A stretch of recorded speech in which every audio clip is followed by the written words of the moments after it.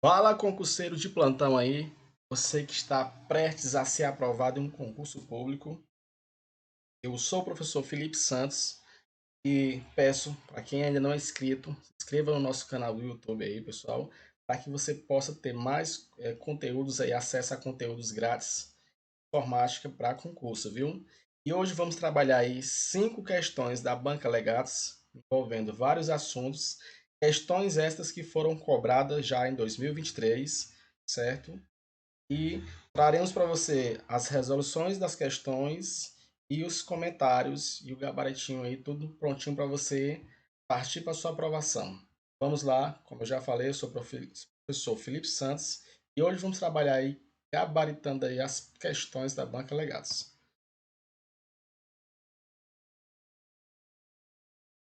Bom, pessoal, Banca Legados, ela é uma banca que não cobra conteúdos muito pesado. Suas questões são bem fáceis de compreensão, por ser uma banca que ainda está começando aí no mercado. E vamos lá resolver algumas questões dela. Primeira questãozinha aí para vocês.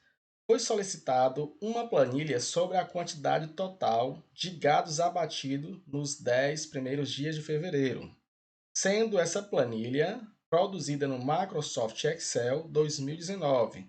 Perceba que a banca cobrou já conteúdos recentes do Excel 2019, viu? Utilizando a versão recente do aplicativo. Essa planilha armazena os abates diários do mês de fevereiro na coluna A. Olha só, pessoal, vão pegando as informações que a questão está te dando e já vai montando sua tabelinha aí, viu? Ó, coluna A, da seguinte forma: dia 1º de fevereiro, na célula A1, ou seja, tem uma informação na célula A1, que é uma quantidade de abates do primeiro dia.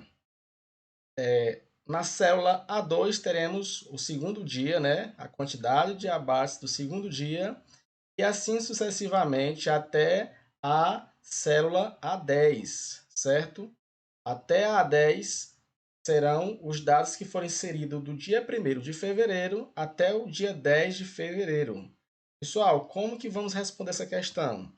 Olha só, vou abrir aqui para vocês o próprio Excel para que possamos resolver essa questão de forma mais prática possível, certo? Vamos lá. Olha só, a questão nos falou que do dia 1º de fevereiro até o dia 10 nós temos algumas informações, correto? Eu coloquei aqui o mesmo dado, mesma quantidade de abates todos os dias, para ficar mais simples a compreensão de vocês, certo?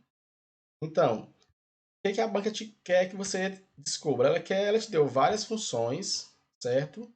Ela quer saber, dentre essas funções que foram colocadas nas questões, quais delas realmente vai trazer a soma da célula A1 até a célula A10. Então, pessoal, por eliminação, já dá para a gente eliminar vários itens aqui da questão, porque, olha só, o item B, pessoal, ele está na estrutura correta da função, né? Você primeiramente tem que lembrar como que é feita uma função, qual a fórmula dela. Sempre se inicia com o sinal de igual, certo? Não esqueçam disso. Depois do sinal de igual, pode vir a soma, a subtração, ou qual seja o nome da função, e entre parênteses vai vir as células que você deseja, certo? Nesse caso da B não poderia ser, por quê? Porque ela somente vai somar a célula 1 mais a célula 10. E a questão te pede a soma de todos os dados da célula 1 até a célula 10, certo? Então a B está fora de cogitação. O item C, mesma coisa da B, só mudou que no item C ele vai multiplicar a célula A1 e a célula A10, certo? E na D, qual o erro da questão aí do item D? Olha só, perceba que o nome da função soma, ele colocou o nome, uma letra no final, R. Ou seja, se você inserir esta fórmula no Excel, você vai perceber que vai aparecer este erro aí, ó, que eu mencionei, hashtag nome e o ponto de interrogação. Isso aí, pessoal, é um dos tipos de erro do Excel. Pode ser questão de prova, viu? Ela pode trazer os prováveis erros que aparecem no Excel e perguntar a que se refere esse erro. No nosso caso da questão, esse hashtag nome se refere ao erro de sintaxe, viu? Temos vários outros tipos de erros. Depois se dá uma verificada para que você possa chegar na prova com a consciência, pelo menos, de alguns 3 ou no mínimo 4 tipos de erros presentes ao se inserir uma função no Excel de forma errada ou se faltar algum dado. E o item E também não é por quê, pessoal? Olha só, ele começou montando a função corretinha, o sinal de igual, depois veio o nome da função, que é o soma, só que faltou um itemzinho também para que essa função fosse concluída. Faltou o quê? Os parênteses. Depois do soma teria que vir parênteses e dentro dos parênteses teria o quê? A célula que seria somada. E mesmo assim ela continuaria errada porque ele colocou uma vírgula entre a célula A1 e a célula A10.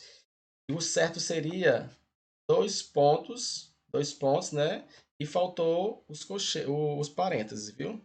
Então, nosso gabarito, pessoal, nosso gabarito é letra A, certo?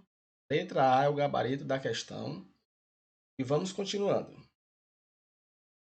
Aqui eu trouxe para vocês as principais funções do Excel que provavelmente algumas dessas funções irá cair na sua prova. A função soma, todo mundo já sabe que é somar as células que estão inseridas dentro da função.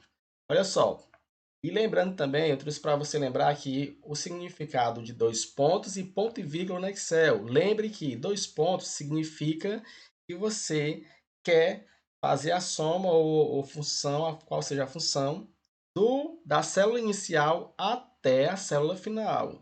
E o ponto e vírgula significa que você quer somar ou multiplicar simplesmente os dados selecionados, o dado inicial e o dado final, certo? E a função média, o que vai te retornar? A função média ela vai somar todos os valores que estiver contido na função e vai dividir pela quantidade de itens, entendeu? E o resultado será o que? A divisão, vai ser a soma de todos e a divisão pela quantidade de unidades. E outro item muito importante que eu quero que vocês prestem muita atenção, a diferença da função máximo e mínimo e a função maior e menor. É muito parecido, só que na função maior e menor, a banca vai ter que mencionar para você qual a posição do menor ou qual a posição do maior ela deseja. Veja que aqui embaixo nós temos aqui, ó, igual, sinal de igual, maior. Aí temos A2, 2 ponto A10, ou seja, ela quer saber o maior da célula A2 até a célula A10. Só que ela especificou aqui na frente, ó, onde está o mouse, ela especificou qual a posição do maior. Qual a posição? O primeiro maior. Ou seja, o primeiro maior dentre o A2 ao A10 vai ser o retorno dessa função. E o menor? Mesma sequência. Perceba que temos o sinal de igual, temos a função menor, certo? E temos aqui, ó, a posição do menor que eu quero. Então, eu quero o quinto menor da célula A2 até a célula A10. E a função máximo e mínimo, ela simplesmente vai querer o máximo dos valores que estiver sendo procurado e o mínimo daqueles valores. É mais prático, viu? Passando aqui para a segunda questão. Qual a função da ferramenta do Microsoft Word 2019? Olha só, já pediu novamente a versão 2019, representada na figura abaixo.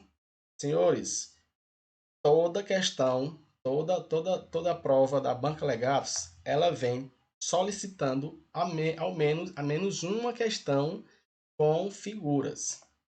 Então, a dica que eu tenho para vocês, pessoal, aprendam ou tente decorar o máximo possível das figuras que aparecem no Word. Quais são essas figuras? São os grupos, os comandos, alguns comandos que o pacote o Word te proporciona. Ó, Aqui nós temos as guias do Word. Abaixo das guias, em cada guia nós temos o quê? Os grupos lógicos.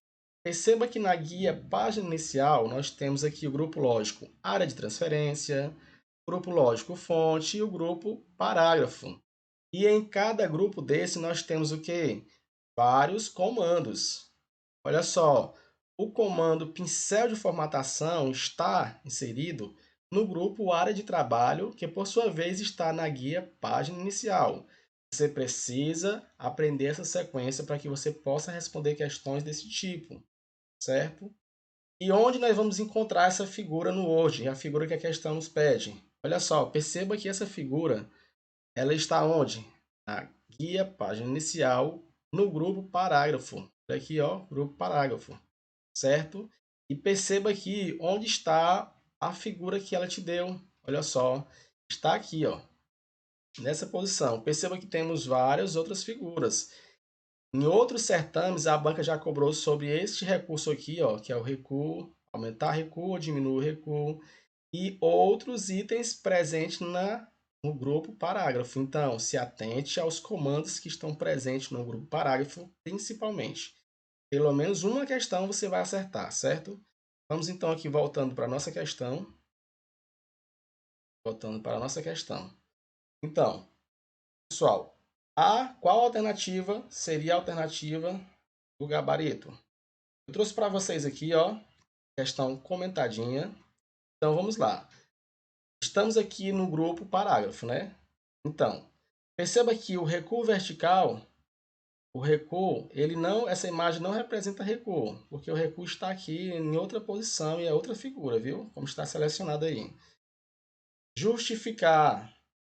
Justificar é essa figura aqui, certo? Que está mostrando para vocês. Letra D, lista de vários níveis. Lista de vários níveis estão aqui, pessoal. Essa sequência aqui, ó. Então, não ela também. Por sua vez, nosso gabarito é a letra C. Então, a figura representada na questão representa espaçamento de linha e parágrafo que está no grupo parágrafo e, por sua vez, está na guia página inicial. Aprenda pelo menos alguns comandos desta guia, viu? Que é questão de prova. Pode esperar nas suas provas, na sua prova aí vai cair uma questão dessa. E eu trouxe mais uma vez aqui algumas dicas do Word. Dicas essas que podem, que é provável que vai cair na sua prova. Então, guarde, faça uma imagem fotográfica dessa telinha aí, ó, localizando o grupo fonte, grupo área de trabalho de transferência e grupo parágrafo. E olha só, pessoal, não confunda área de transferência com área de trabalho, viu? Não confunda. A área de transferência é onde ficam os dados, digamos assim, na nuvem, suspenso, enquanto você resolve colar em algum lugar, certo? Ele fica onde? Na área de transferência.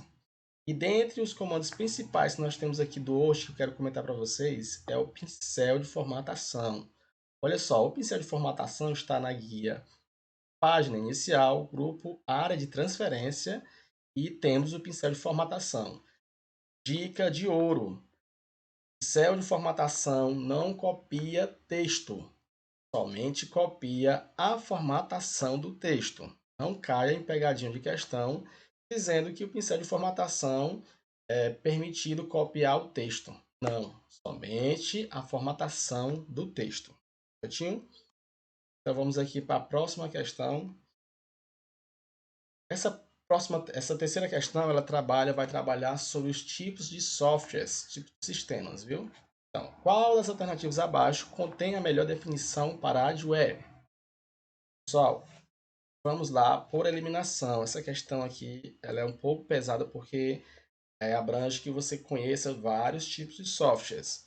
Vamos pular a questão, a letra A, que é o nosso gabarito, e vamos comentar as demais. Olha só, o item B, ele fala que é um programa, que o hardware é um programa cujo acesso é limitado ou por funções disponíveis por uma certa quantidade de tempo.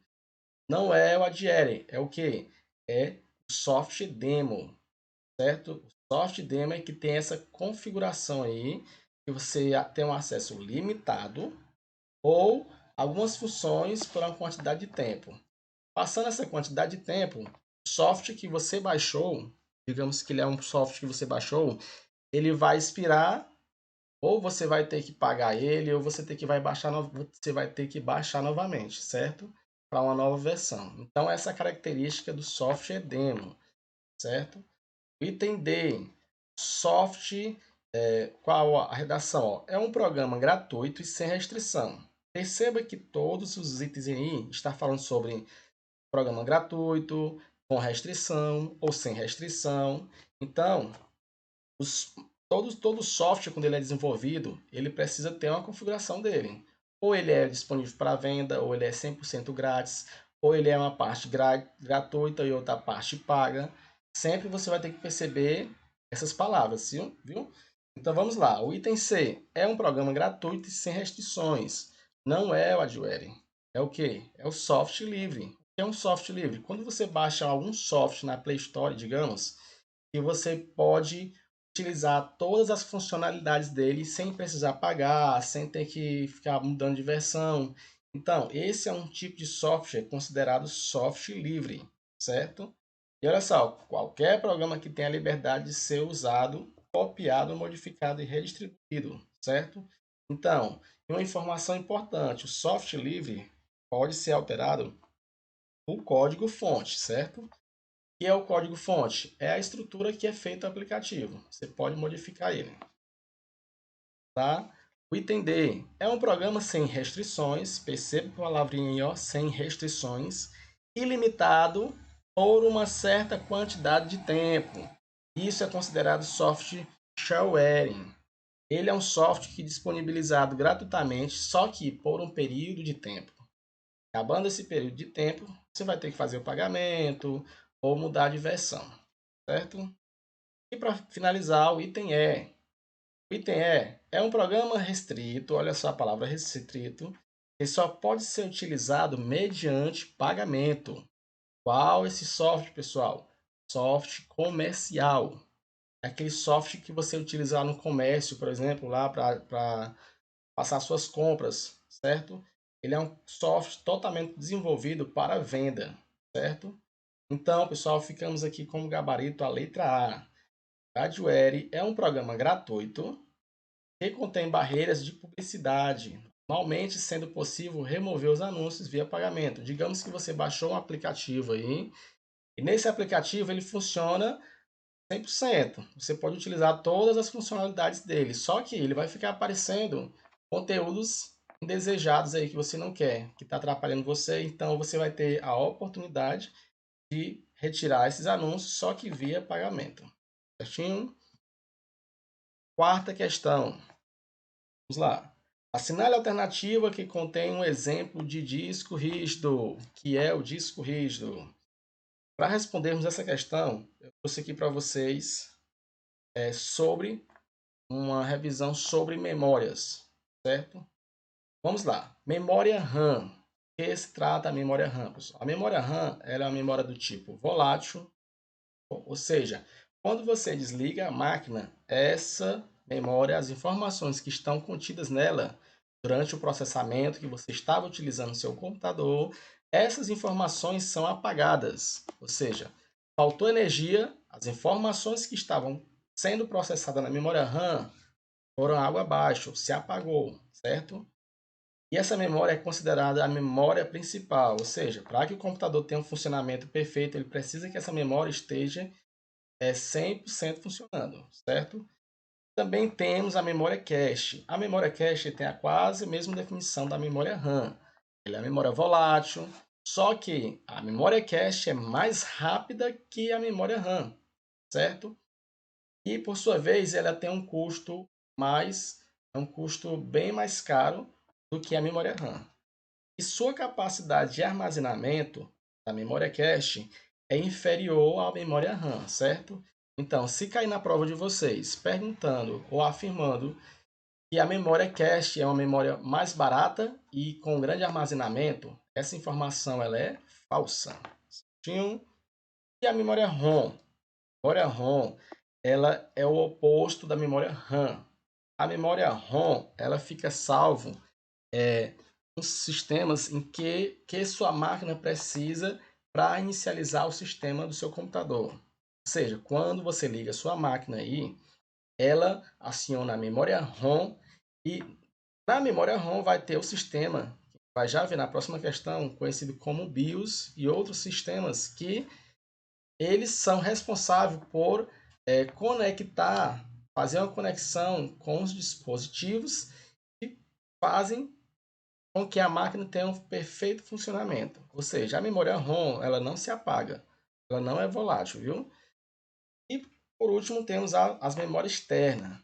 Memória externa, que é onde entra nosso disco rígido aí, pessoal, são as memórias secundárias, né? Onde temos o HD externo, pendrive e outros drives aí de armazenamento, certo? Então, voltando para a questão, qual das alternativas seria a resposta da nossa questão? A alternativa seria a letra B, os SSDs aí da vida, certo? O que é o SSD?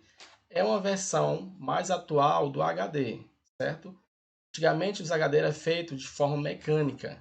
Já o SSD, ele é feito de uma forma com placas mais sólidas, como se fosse um pendrive, certo? Só que com a capacidade maior, parecido com o HD. E eu trouxe para vocês aqui, ó, quais os nomes podem vir cobrando na prova de vocês sobre disco rígido. Ele pode vir perguntando se o disco rígido é a mesma coisa que HD, ou hard disk, ou Winchester. Viu? Essa palavrazinha em inglês aí estranha, ela caiu num concurso já da Banca Legados e muitos erraram. Teve até recurso nessa questão. Por quê? Porque a banca colocou o Winchester como se fosse um HD, um disco rígido e a maioria errou porque não conhecia essa palavra. Então guarde esse nome. Winchester é a mesma coisa que HD ou disco rígido. E para concluir nossa revisão, trazemos aqui agora a quinta questão. Olha só, a sigla BIOS significa, em tradução livre, Sistema Básico de Entrada e Saída, certo? É o responsável pela execução de tarefas imprescindíveis, como o reconhecimento dos hardwares instalados. Você lembra o que é o hardware, né? Hardware é a parte física do computador, os periféricos, os dispositivos. Dentre os hardwares, temos os dispositivos de entrada e os dispositivos de saída.